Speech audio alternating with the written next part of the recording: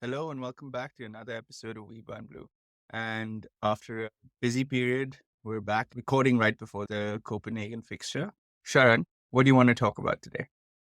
I feel like there's lots of things going on at the club as usual. We're coming out, I want to say, of a very iffy patch of form. I mean, I say that it's still only 3 wins in 10 or something like that. So we'll see how things go. But I kind of just wanted to take a step back today and assess where we are a little bit over halfway through Maresca's first season. You know, talk about the bigger picture stuff that's happening in and around the club. Because Todd Bowley has come out recently and done a public interview. So has Peter Kenyon, who was the previous CEO. He was the guy who facilitated the deal that brought in the legendary Roman Abramovich. So yeah, I think there was a lot of big picture kind of talk in the last couple of weeks around Chelsea. So I thought we could dive into that a bit. So yeah, speaking about the recent poor run of form, what do you make of Maresca as a holistically as a manager? Clearly, we've not been in the best run of form. Like you said, 3 wins in the last 10. We had the win against West Ham, which was like, okay, we might be on the resurgence. And then we lost to Brighton and Villa very unconvincingly. And then, of course, Southampton should have been, and it was a win. And I'm hoping that's the start of a good run of form. But in terms of Maresca, I feel he's not been lucky with the injuries. The fact that you've lost both your striker options on the last day of the transfer window when you've got someone who can be playing in that position on his way out in Joao Felix, right? He's not been lucky in that respect. But at the same time, where he has been very inflexible and not shown a lot of flexibility. There have been signs that he's trying to turn things around. Like we've seen in the last couple of games, you've got Neto playing as the number 9, which has worked to some effect. Overall, I think there were concerns that he might be out of his depth. And this similar thing happened with him at Leicester, where he went on a bad run of games and then he was able to turn things around and get them to finish first. Now we're in the place where we are in the top 4 after the win against Southampton and other results going in our favor. We have a chance to go through in the Conference League versus Copenhagen over 2 legs. We have a couple of difficult games upcoming, but it's in our hands whether we want to finish in top 4 or not. So I'm hoping he's able to do that. Am I 100% convinced he will? I can't say I am. What do you think? Yeah, I think you brought up a lot of interesting points. There are a lot of teams around us who are also similarly inconsistent. And that's why the table looks pretty tight for that last one or two Champions League spots. Apparently, fifth might actually be a Champions League spot by the end of the season. So hopefully that works in our favor. Coming back to what you said about Neto playing up front, I don't think he makes that tactical kind of adjustment or he doesn't play Neto at striker unless his hand is kind of forced with these injuries. What do you think? Yeah, 100%. I think that's just him being reactive to the situation. It is a consequence of their injuries. If Jackson or Gu were fit, we wouldn't be seeing Neto that. Or if even if Nkunku could play that role better, basically if he had another option, he'd probably take that. But he's doing this because he doesn't have an option, and it's been effective because I think Neto's work rate off the ball, the fact that he's able to run down either channel and stretch defenses, is working in our favor with the way he's setting up. The question I'm trying to raise is how much can you really credit Maresca for that change? Ultimately, it's a bit of both, right? On the one hand, he would never have tried that before, but circumstances have forced the change. On the flip side, it's not like he's trying to shoehorn Nkunku to play number 9. Some people might still be saying, look, still play Nkunku number 9, false 9, and let Neto play out wide. But it's clear to see that his system works better with number 9 that actually tries to run in behind and exploit gaps in the defensive line as opposed to dropping deep to collect the ball.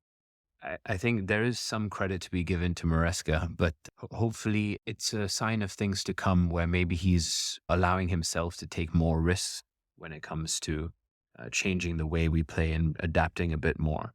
Because what I did find over this poor run of form is a pattern would develop in the game, and we weren't seeing him try to shake us out of the pattern. Start the first half very well, and then either we go ahead or we don't score, but we create a lot of chances. The other team grows into the game, and late in the first half or early in the second half, we've conceded a goal, and suddenly we don't look in control of the game, and then heads start to go, and Cole Palmer starts to cut a very frustrated figure on the pitch. So, yeah, in terms of managing the games, that's one thing, right?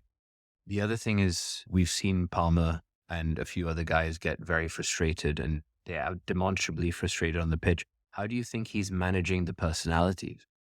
I feel like in terms of personality management, I feel like he's not really doing a great job there because when you see a player like Palmer, he had a really good first season. He had a great start to the season. And then in December, things just stopped clicking for him.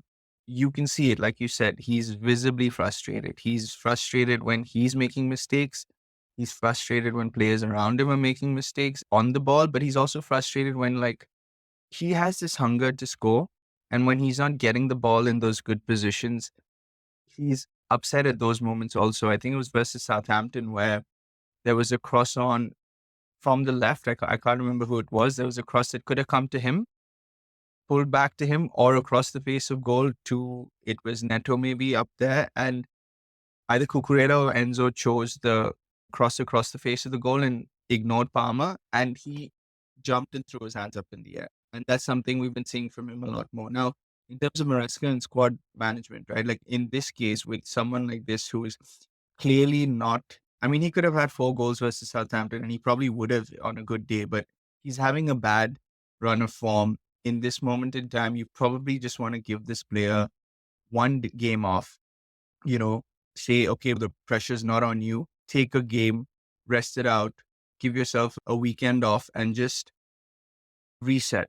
He's not able to do that. And I think that's because he's too reliant on a certain group of players, which is also shown in his game management. One of the reasons I think that the games take this pattern where the opponents are able to grow into the game and around the 60, 70-minute mark, it's like our fitness just falls off a cliff is because it's the same group of players who've been playing the same core group. Like Enzo and Caicedo and Palmer have been starting so much. Caicedo especially, right? Like he's been very frustrated versus Brighton. He was so frustrated. He's on 7 or 8 yellow cards right now. Or I think, where is it, even 9? And we've got Leicester and then we've got Arsenal and Spurs. You don't want this guy out for either of those games, but you can't drop him versus Leicester because who are you going to play there? Right? I don't blame him also because we've talked about it, right? Players like Shrewsbury Hall are not doing well enough when they're on the pitch to say, okay, we can start these lesser games even. And I think that is forcing his hand. I mean, that's how I see it. The way you've explained it is he's put himself in this position where he's gone with the concept of now I'm just going to play my strongest 11 since we don't have any cup games anymore. But that means it kind of alienates the other players who aren't getting minutes from the start of a game. And I guess coming on as a sub is never easy because aside from the limited time, you also have to get up to the speed of the game. I'm always a bit hesitant about judging players who don't get enough starting minutes. Um, but yeah, I guess your point is he's dug himself in this hole and keeps digging deeper with the squad selection. But you're absolutely right. I think most people would be calling for Palmer to get some time off because the frustration will continue to build. And I don't think he's in the right headspace compared to where he was 12 months ago. So the question is, who do you bring in for him and how do you avoid how do you avoid alienating Cole Palmer? Because again, transfer window in the summer will be a very juicy time for Chelsea, but Cole Palmer could be one of those people on the outs if we're not careful. I'm not sure Maresca has managed the group as well as they needed to be. Comparing him to Pochettino last year, who is, I think, more of a man manager, I think he recognized what the youngsters needed. And I think a lot of the maturity we saw in the first half of the season and resilience, that's kind of faded the more Maresca has had time with the squad and the further we get from Pochettino. Just one last point on the overall faith in Maresca. Interesting. I've chosen those words on purpose because, you know, multiple people from the club and near the club have come out to indicate very strongly that he's not going anywhere. There's full faith in Maresca. And the usual athletic Chelsea writers are saying he's still very highly regarded in the dressing room. What do you make of the fact that people are already having to come out to say Maresca is in full control and he's not going anywhere? The sort of defensive talk is already starting in February into his first season.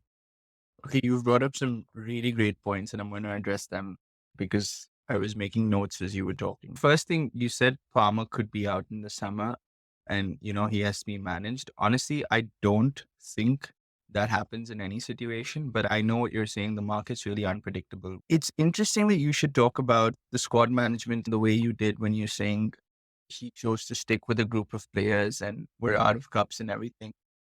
We were here maybe 2 or 3 episodes ago saying squad A versus squad B or team A versus team B is genius, right?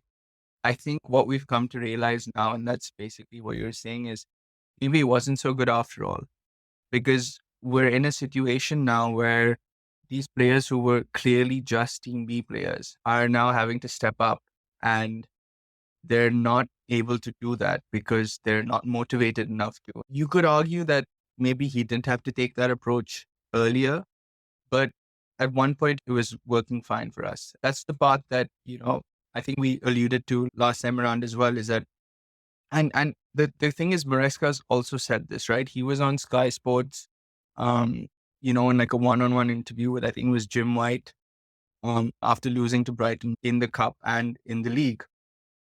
And he was asked about this entire situation and what he feels, and specifically the fans, how the media is portraying everything. He said this as well, where he's just like, 2 months ago, nobody had this conversation when we were up, challenging for the title. No one was questioning how he was doing things.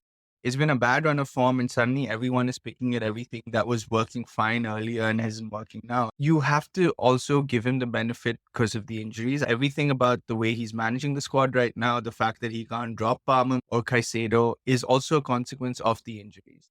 The injury and fitness record is something that's been plaguing us since Pochettino's days. I think even in Pochettino's season around this time, we had hamstring injuries cropping up like a joke, and that's basically what's happening now. So clearly there's something not working in that department or in the way the players' conditioning is happening. But yeah, this squad A versus squad B, was it the right thing? Or will we look back at the season and say maybe he shouldn't have done this from the get-go? I don't know. It all depends on where we finish, right? But in terms of him, people in the club backing him and whether he's the right guy for the job, I think being that this is Chelsea, these narratives always come out when there's a coach going through a bad period. But is he absolutely the right person for the job? I mean, the articles could be saying he has the backing of the dressing room. I think that's true because I watched the post-match conferences of Villa and Southampton, the one where they're just after the game. And Maresca post Villa says we played really well and we were unlucky to concede the way we did. And you can question that, but the point here is that post Southampton, Kukurea was interviewed and he echoes the same thing that Maresca said, where he's like, yeah, we played really well versus Villa and we were unlucky not to win, and we needed a win, and we've gone on to get that here at Southampton, and we hope to build on this, which is also what Maresca said. So they're speaking the same language. The players wouldn't be saying that if they didn't believe in what the manager was doing. And for that reason, I think that, yeah, it's the briefings have to come out because it's Chelsea, but they're not just briefings in this case. They genuinely believe that Maresca is a man for the job and he does have their backing. That's how I read it. That you can have that final word on Maresca. And of course, we're always preaching patience on this pod because it costs way too much money to keep rotating managers in and out. And money makes the world go round, right? So that's the most important thing. But you know, one thing that has definitely put Maresca in this turmoil, or the club that the men's team is in right now, is the squad depth. We went from having 45 players in preseason in summer to a very fully kitted out 25 for the first half of the season. And post the transfer window, we're looking light. Obviously, this is a bit in hindsight because Jackson and Guyu are both out for a bit. Madueke has also picked up an injury that will keep him out until, I think, April, basically post the international break. So, questions to be raised here on the squad building, because we're now looking light, considering how many players are actually on our books, considering this recent run of form. Where do you think we are in terms of the squad strength? I think it's definitely light, and there are clear areas that we need to strengthen in. Um, and there will be movement in the summer for sure. You can expect, well, I mean, I was going to say you can expect a goalkeeper, but if you've read anything recently, they're saying no goalkeepers coming in because they believe Petrovic, Penders, Sanchez, and Jorgensen between them can really push each other to be the best. And Petrovic is having a really good season at Strasbourg, right? So possible we don't see a keeper in. We know we need left back cover because Chilwell likely will leave on a permanent if his loan at Palace goes well. Kukurea is not enough to rely on for the whole season. You can expect someone in midfield and definitely an attacker, a forward, a number nine, an out and out number nine, someone who's established. Now, my hope is that we get players who are experienced, not just the young, the young, high potential player. And I mean, there was already some rumors of a left back coming in, a 16-year-old from Corinthians, but he's going to sign in 2026. This deal is agreed in principle. Now, that could be one for the future, but I also hope that we get someone more established. It's clear, like you said, injuries, but it's clear that there is a glaring need for some reinforcements in the squad. And I think squad strength overall is not the best right now. We've got some tricky fixtures coming up. So we're going to have to see how he manages those players. In a way, I think it's good. We did see a run out of a lot of young players versus Southampton. We saw Mugu also get some minutes because we were in that comfortable position to bring him on. But it's in games versus opposition like Leicester and other teams who are not so high up on the table that we're probably going to see this happen. I think in your big games, he's going to rely on the big players. I think it's just funny how you let go of Disasi, Vega, Felix, and Chilwell, and no, pardon my French, but no shit, you're looking light in those exact areas, right? And okay, it's very bad luck on the striker front. Um, and honestly, like most teams in the Prem could not legislate for what Chelsea are going through in the striker position, and Neto's done a good job thus far. But everywhere else, right? We're talking about Palmer needing to have a break. I think Felix could have come in for him, right? And now would be the time to, okay, Felix come in, play a few games at number 10, remind everybody, oh, okay, yeah, this is why Cole Palmer is really the best in the world at this. And, so suddenly you're able to kind of rest your guy and give Felix a run and make everybody happy. But yeah, it's just funny how those things work out exactly the way they should in some regards. So my thing is, Maresca is clearly not in charge of the recruitment, but what he is responsible for, and I think this is something we need to keep our eye on, right? Collectively as fans, is the direction or the growth of the players, right? Because a lot of investment and belief is being put into this project on the basis of buying young so that these players can grow. And, if you're Todd Bowley, they're growing in value as well. But as fans, we're just looking at them and hoping that they get better as footballers. So in that perspective, are you seeing, a general or higher level of ability relative to maybe 6 months ago? I think it's a bit of both because there's no consistency, right? When I say a bit of both, I mean there has been some growth where you're seeing players have gotten better, but then the same players are looking worse off in certain games when they're not having a good game. I think it's less balanced. So you take a Gusto, for example. He was looking really good at the start of the season when the form was charts were looking really good for us. And he was having good games. And then there were times where he was getting into these forward positions because he was being asked to play in that sort of right half space, like we've said. And he was getting into shooting positions where his finishing in the box wasn't as good as Reese's, right? But then you also look at recent games where he's being caught out defensively as well because he's having to do a lot of work in the attacking third of the pitch, right? So he's an example of the player I feel where at least I have felt at a point that, okay, this guy's looking really good. And then at another point, I'm just like, how is he looking so bad? This doesn't track. I think Palmer also, again, he's being asked to play a certain role by Maresca. And when he was doing great, he was looking good. We went over that stat where he's had like 30 something expected assists or whatever, which haven't been converted. So, of course, the whole squad is responsible. But if you look at Palmer individually, right, the way he's playing in the system, you could argue that he's looking worse off because of the way Maresca is asking him to play.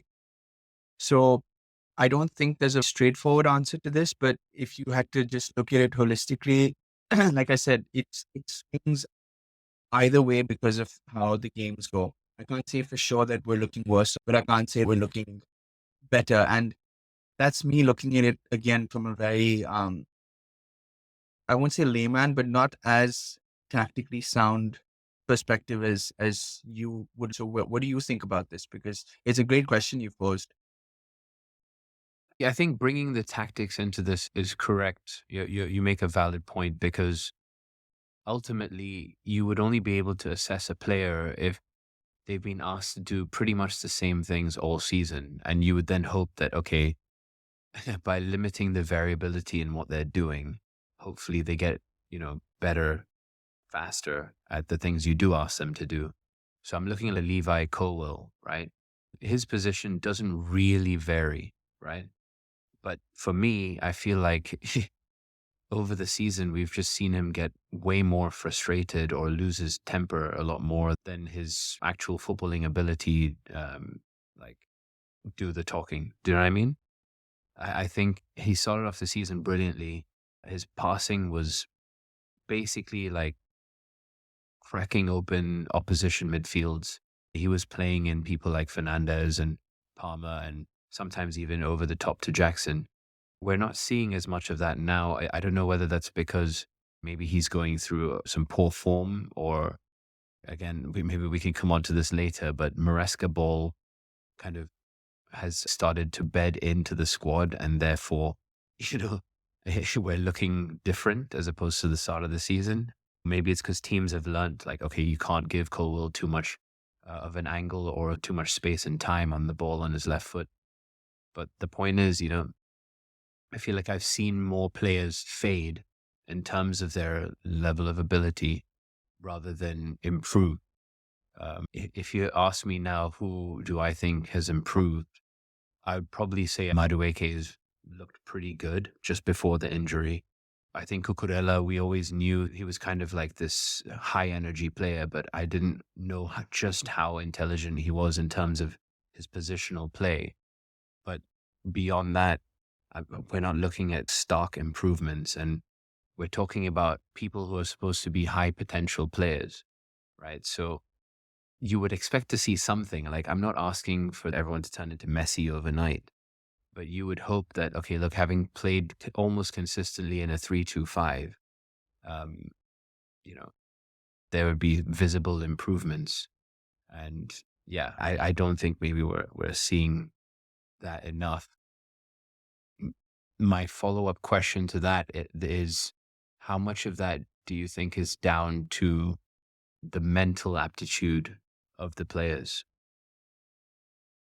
Before we get into mental aptitude, right?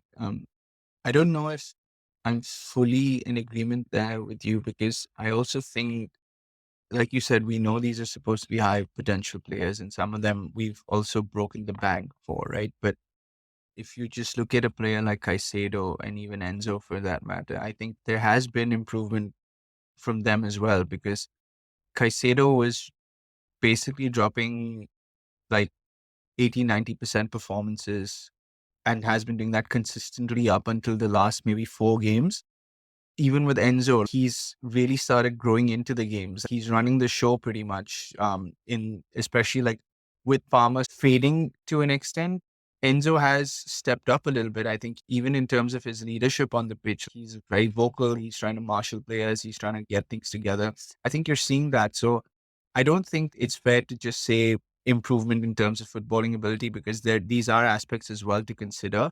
And that's why I said it's like it swings either way because for a player like Enzo who's grown, you see a player like Colwell who, like you said, has been very vocal in the negative way, right? Like he's been very petulant, he's been frustrated, he's been picking fights, his footballing abilities also dropped. I just want to call that out.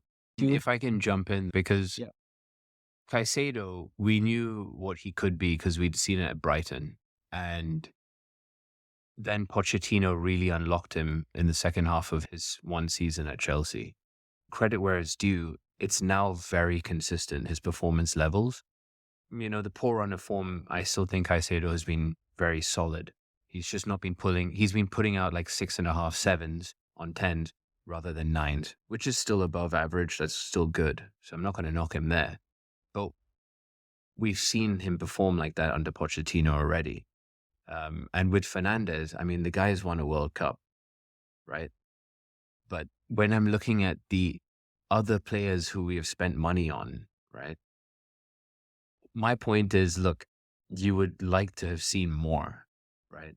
And like you said, maybe that's down to look like Fernandez has been given a role in the tactic and it doesn't seem to vary too much, right? Same with Caicedo.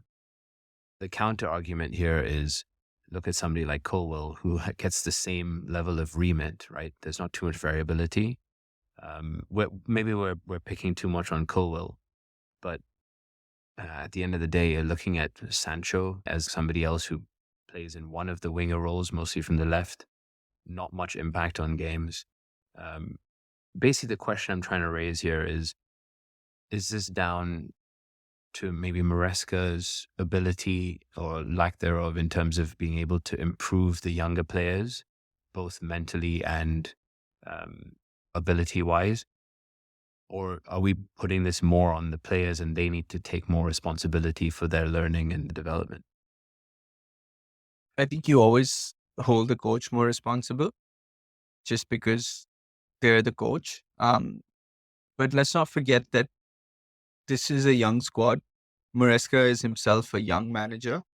Um, and I think there is learning as we go, right? Like we even had spoken about this where you have a young group of players, you're calling for experience, but what you're forgetting is that every season these players play together, they're getting experience together and they're becoming experienced players. So when you ask about the mental aptitude, these guys have ways to go. There is a culture of winning that when the new owners have come in and they've changed everything top to bottom, that culture may have gone missing. What it means to be Chelsea might not be fully like all the players might not be bought into it because of just being young and new regimes and tactics, everything. But I think there's definitely room for that to improve. And is it down to just Maresca or just the players? No, it's a collective responsibility. And it starts from the top. That's why there's been a lot of talk about Clear Lake and Bowley being, are they the right people? One thing I will credit the squad or the leadership team within the squad, if it's completely true, right? Because you can only believe half of what you read online, but it is from the Athletics, so I hope it is true. But apparently there was a bit of a team meeting post the Brighton 3-0 loss. And then, a subsequent like kind of team lunch or dinner, a team meal, basically. In the team meeting post the loss, A lot of truths were spoken in terms of maybe some egos needed to be tempered and put aside. And so, one thing I will say is there seems to be that internal mechanism, right, in this group that is correcting, right? And hopefully that is a muscle that improves over time. Because that was something good to read about throughout this dodgy period of form. As long as they're playing together and there's a good, positive mentality, they will learn from it. Um, but, the next question comes if you're going to let these players go at the end of the season, as you were erring to with bringing up Todd Bowley and the rest of the ownership structure. If these guys see that this player has done his time and it's time to offload him, that learning and that kind of cohesiveness, it's tough to keep in the squad, right? Yeah, it is definitely tough to keep in the squad, but I think these guys are strategic about they will let go of, right? So I'm going to draw on something Boli said. He recently spoke at the Financial Times Business of Football Summit, and he talked about the long contract policy there. And essentially, what he said is that, you know, we're giving 7-year contracts because we're trying to keep these players who we identify as having high potential together for a longer period of time. You want these players to be consistent and reliable for a longer period of time. So he also alluded to the concept very popular in American sports where they have a dynasty player, like a standout player you're building the squad around, right? He's saying by keeping players together for a longer period of time, you're able to identify those standout players, and then the team is built around that. You have these superstar players who a squad is built around, right? And at the same time, of course you are tying yourself to a player for a longer period, which is why at certain points you have to know when to cut your losses with certain players. So I think what he's trying to say is that we're buying for a long term. While we want them to grow, you have to be ready to cut your losses. I don't think they're going to sell players if they see them fitting in the long term picture, but they're not performing right now. I think they're going to sell players who they don't see in the long run spanning out. That's the way I read that situation. Yeah, I'm not envisioning us losing players who are core to the team right now, at least not this window. If we maybe have another season where we haven't got any sort of cup, and we still could get the Conference League. Let's not disregard that. But if we don't get the Conference League this season, and where again we start next season, like you said, top five, very real possibility that top five are going to be Champions League spots. We're in the Champions League, but we don't finish with any cup by the end of next season, then it's more probable to me that the likes of Enzo Fernandez or Cole Palmer or any of these guys who are the big signings might feel like, okay, they're in a squad, there's a lot of potential, but it's not converting and it's time to cut their losses. Dude, this is the thing though, right? I feel like there's a key point that Todd Bowley seems very detached from, right? His approach may work if everyone involved in the project is going to give it 5 to 8 years, right? But you're then bringing up the point of in the next 1 or 2 years, if we don't win anything at all, the so-called dynasty players, the ones who you want to keep, could end up going to bigger and better clubs, right? So this is the clear detachment, right? There's a gap or there's a loophole in the thinking. You want to achieve at the highest level, but the assets or resources you've deployed to achieve those goals still need a lot of time to grow. This is where I feel the ownership have created a detachment from the fans, right? Peter Kenyon also spoke recently on a podcast or something like that. And he was explaining that it was very simple with Roman Abramovich because it was a dictatorship and he wanted the best of the best, right? And there was no doubt as to we're going for trophies. So you bring in the best of the best and it's that simple, right? If somebody is not the best of the best, they don't want them. Whereas with this, we're looking at, okay, we want trophies, but we want it, you know, in the next kind of 3 to 5 to 7 to 10 years. And managers are going to come and go, players are going to come and go. It's very hard for Chelsea fans in particular who have grown up with Roman Abramovich at the helm, right? To switch to just do a complete kind of 180 and go to this new approach, which is not proven that it's going to work. Some fans will be asking, well, why do we need to do it this way? Isn't there a compromise to be struck between having some experienced players in our squad and some youngsters? You could still bring in some of these high potential players. You don't have to bring in all of them, right? Which is basically what we seem to be doing. We seem to be hoarding way too much. But I think that discontent and that detachment from the fans has spilt over into the protests, which is something I think you wanted to touch on. Yeah, you make a good point, which is what I said when I spoke about the transfers, right? I'm hoping that we do see strengthening in certain positions and we're not strengthening with these young, high potential players. We're bringing in established players because there is value to be had in those players, right? Like we already said, a good goalkeeper can save you 10 points, right? And I think we saw that in the PSG Liverpool game where it was one sided. PSG had an XG of like 2.5 or something, and Liverpool had an XG of zero point 0.2 or zero point 0.3, but Liverpool won 1-0 because Allison was immense, right? That's just an example, right? So yeah, 100%. Like we need to buy experience and augment the squad with experience, not just go and buy players and augment with quantity. That's 100% right. And I think there is an aspect of the ownership group that recognizes that they are seeming detached with some of these statements. The protests that did happen were very centered around, you know, Bowley out, Clear Lake out. That was the general sentiment. We want our Chelsea back. This is not the Chelsea we know. And like you said, a lot of these people have been around the club since pre-Abramovich days and got used to the success under Abramovich. But I think I'll keep coming back to this point. There were no protests. There was no conversation 2.5 months ago, 3 months ago, whatever it was. You cannot just forget that we were looking really good.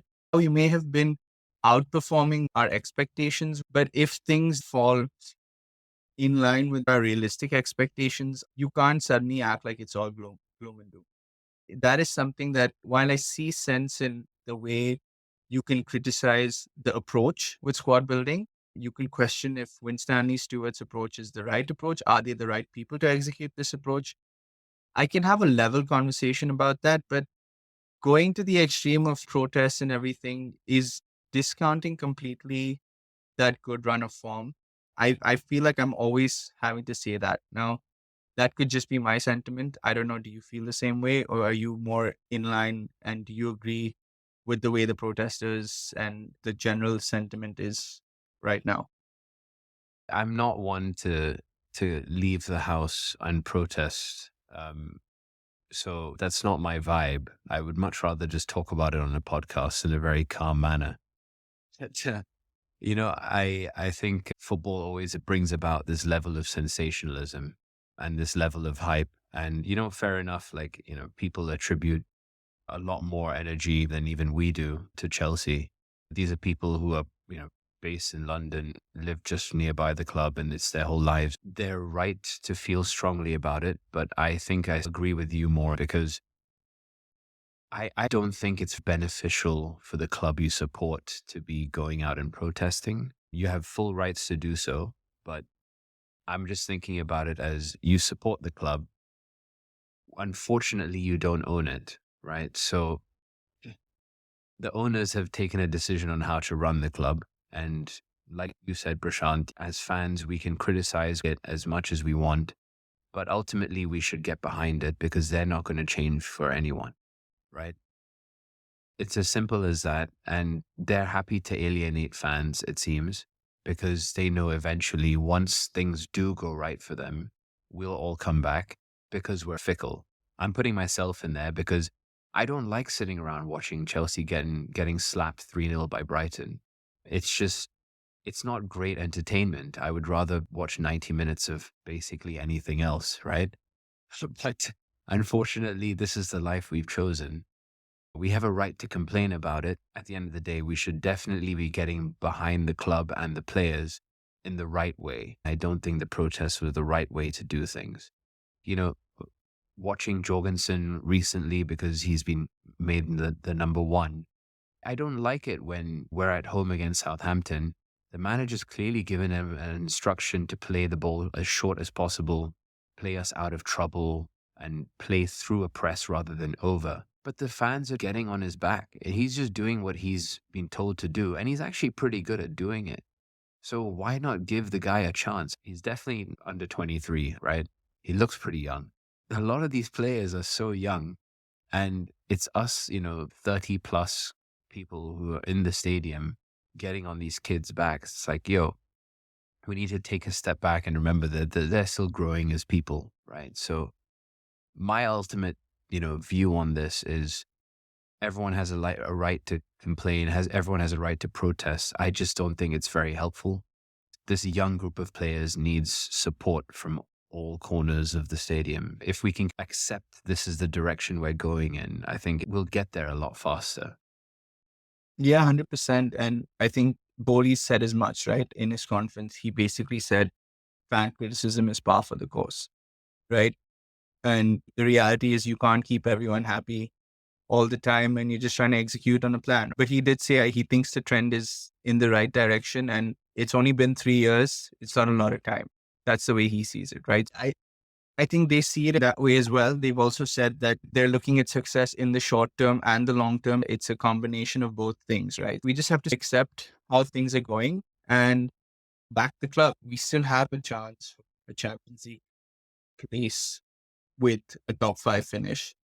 That's not to say that we're going to finish in the top five. We're on for top four.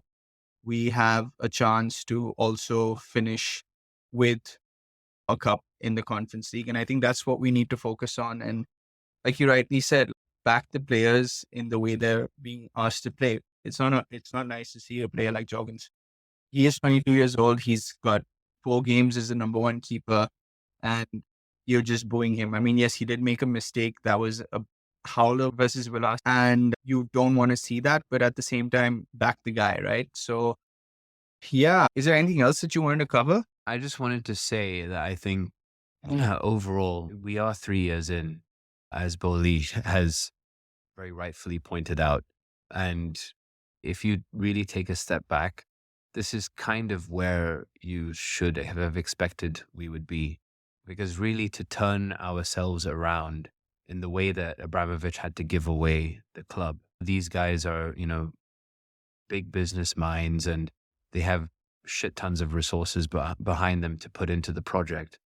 But they had to throw something together very quickly to get on the table in terms of buying the club.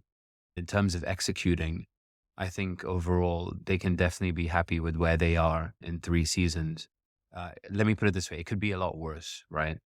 Of course, we all want it to be better, but you know what? Challenging for top four, 3 seasons in, and there's definitely areas for improvement. And all those areas have definitely been earmarked, right? Everyone's aware of them. It's just a matter of executing and making sure the right people are in place. Takes big balls from these owners to take this approach and back it and not just chuck the plan out of the window and do what the fans tell them, right? So respect to these guys. And I think, um, yeah, obviously way more patience is required from a fan perspective, and time will tell whether this was the right approach or not. Yeah, 100%. And like you said, these areas are earmarked. I mean, Bowley basically said you can't just walk into a grocery store and find a striker, right? So they're well aware that we need a striker. I think Delap's still a strong link. There are also links with Rafael Leao of AC Milan, an exciting player and, could be one of those difference makers if it happens. We just have to see how it goes and back the club, like you said. And it's not all doom and gloom, though. There was some positives. Palmer won Player of the Year at the London Football Awards. He also got the best goal for his free kick versus Brighton, the first leg in the first fixture in the Premier League. Sonia Baumpastor won the Manager of the Year, and we had Aggie Beaver Jones winning the Women's Young Player of the Year as well. And so it's not all doom and gloom. We do have the other side of the club to be happy But about. but do those trophies that they've won personally, do we get to have them in the Chelsea trophy cabinet? That's the thing. Yeah, probably not, but it helps look at the positives as well, right? Yeah, and like you mentioned earlier, one of the positives is there is still a chance, and like Maresca is reminding everybody, we still have a chance to qualify for the Champions League because that is apparently the be all and end all of this season. So, we've got a few tough games to get through. I mean, obviously, there's no chance of us getting to the Champions League through winning the Conference League. I think that would be Europa League qualification. But we've got that game or that double header against Copenhagen up next. What do you think happens in that? So we're recording right before the away fix, the first leg. I think I want to see us go out and get a win there, just because then when we play them in the reverse fixture at home, it's a little more comfortable. So I'm counting on a win versus Copenhagen away, because it also gives us a chance to rest players if he chooses to do that. Arsenal in the fixture after that. So we've got Copenhagen away. Then on Sunday, we've got Leicester at home. And then the reverse leg versus Copenhagen at home, and then Arsenal away. So I'm calling Copenhagen away as a win. What about you? Yeah, I mean, I'm going to put us down for a draw because I think he uses both games against Copenhagen to rest a few players. I think we'll definitely see Caicedo play. It's just a question about, players like Enzo Fernandez. Um, I don't think you can play anyone else but Cole Palmer in his position. But yeah, I'm hoping to see like a Tyreek George on the left or the right. He did actually have a bit of a spell up front against Southampton as well. I think you'll see some rotation in both legs against Copenhagen. Probably a draw away from home. Uh, Obviously, with Chelsea, you're not keeping a clean sheet, but you might get a goal as well. So I'll probably put us down for a 1-1 or a 2-2. And I think we'll just about nab the home leg against Copenhagen, but it'll be tough because they're one of the better teams in the tournament. Leicester, I think we take the 3 points, but then we're definitely going to get battered by Arsenal. Yeah. Like I said, Copenhagen away, I call a win. We definitely are going to see Sanchez in goal. Maresca is confirmed. It won't be Jorgensen. Sanchez is going to be playing in goal versus Copenhagen. Leicester, I think, should be a win. And if it goes to plan with Copenhagen away being a win, then at home, you'll probably see a draw there. Arsenal away, I mean, I want to say we'll get a good result because of their form as well. They also are really injury riddled. But I don't know, man.